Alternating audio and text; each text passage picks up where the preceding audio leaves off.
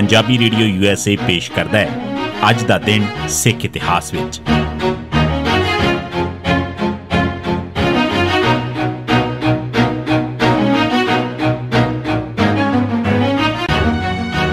सिख इतिहास दीआं घटनावां च 19 अप्रैल का दिन 1848 मुल्तान च एक सिख फौजी ने 2 अंग्रेज़ अफसर मार दिते। सितंबर 1844 च अपने पिता की मौत मगरों दीवान मूलराज नूं मुल्तान का गवर्नर बनाया गया सी। 1846 च अंग्रेज़ों के लाहौर दरबार उत्ते कब्जे मगरों प्रधानमंत्री ब्राह्मण लाल सिंह दीआं साजिशां हेठ उसका मामला 25% वधा दिता गया ते बहुत सारे हक भी खोह लै गए। अखीर तंग आके उसने दसंबर 1847 च अस्तीफा दिता। हुण फ्रैडरिक करी लाहौर च नवां रेजिडेंट बन के आ गया सी। उसने कान सिंह मान नूं मुल्तान का नवां सूबेदार ला दिता ते वैंस एग्न्यू नूं उसका सियासी सलाहकार ते लैफ्टिनेंट एंडरसन नूं उसका असिस्टेंट बना दिता। 19 अप्रैल 1848 के दिन कान सिंह मान मुल्तान पुजा। दीवान मूलराज ने सूबेदारी का चार्ज उसनूं संभाल दिता। जदों चार्ज लैके कान सिंह ते दोवें अंग्रेज़ बाहर निकल रहे सन तां एक फौजी अफसर गुदड़ सिंह ने एंडरसन ते एग्न्यू ते हमला करके उन्होंने कतल कर दिता। जदों 2 अंग्रेज़ अफसरां दे मरण की खबर रेजिडेंट फ्रैडरिक करी कोल पुजी तां पहलां तां उसने फौज नूं मुल्तान जाण दा हुक्म दिता, पर मगरों उसने इरादा बदल लिया ते इस एक्शन नूं बगावत वजों सिखां ते थोपण दी तरकीब घड़नी शुरू कर दित्ती। ये सोच के उसने हबर्ट एडवर्ड्स नूं खत भेज के आख्या कि वह कान सिंह मान नूं कहे कि वह दीवान मूलराज नूं ही सूबेदार रहण देवे। मगरों मई 1848 च रेजिडेंट ने एडवर्ड्स नूं फौज लैके मुल्तान जाण वास्ते आख दिता।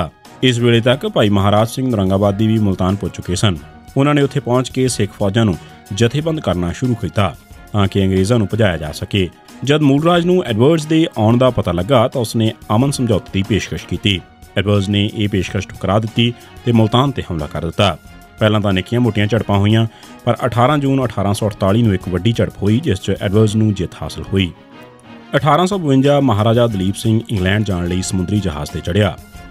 5 साल की उम्र च 18 सितंबर 1843 के दिन एक वड्डी सल्तनत का महाराजा बनने वाले दलीप सिंह नूं 29 मार्च 1849 के दिन गद्दी तो ला के अंग्रेज़ों ने पंजाब ते पक्का कब्जा कर लिया सी। गद्दी तो लाउण तो पिछों उसनूं पंजाब चों कढ़ के हिंदुस्तान भेजण का फैसला कर लिया गया। दलीप सिंह नूं 21 दिसंबर 1849 के दिन पंजाब तो हमेशा वास्ते कढ़ के हिंदुस्तान के नगर फतेहगढ़ जमुना दरिया के कंढे ते भेज दिता गया। दलीप सिंह के इत्थे पुजण मगरों उत्थों के सारे सिख ते पंजाबी सेवादार हटा दिते गए। हुण उसका साथी, उसका उस्ताद डॉक्टर लोगन, उसकी घरवाली लेडी लोगन, एक हिंदू तो ईसाई बनिया भजन लाल ते कुछ गोरे नौकर सन। यानी उसनूं सिੱਖੀ ते पंजाबी माहौल तो पूरी तरह दूर कर दिता गया। ईसाई बनाउण दी इस साजिश वाले माहौल च 11.5 साल का दलीप सिंह बहुती देर बच ना सकिया ते सिर्फ 3 साल के अंदर ही वो सिੱਖੀ ते पंजाबीयत नूं भुल के ईसाइयां वांग जीउण लग पिया। सन 1853 के शुरू होंदियां ही उसने ईसाई बनने की ख्वाहिश ज़ाहिर की। 8 मार्च 1853 के दिन उसनूं बैप्टाइज करके ईसाई बना लिया गया। इस वेले उसकी उम्र 14 साल 6 महीने सी। दलीप सिंह नूं ईसाई बनाउण तो छेती मगरों ही इंग्लैंड लिजाया गया। वो 19 अप्रैल 1852 के दिन जहाज़ ते चढ़िया ते मई च लंडन पहुंच गया। 1985 रघुनंदन लाल भाटिया ते खाड़कुओं ने हमला किया।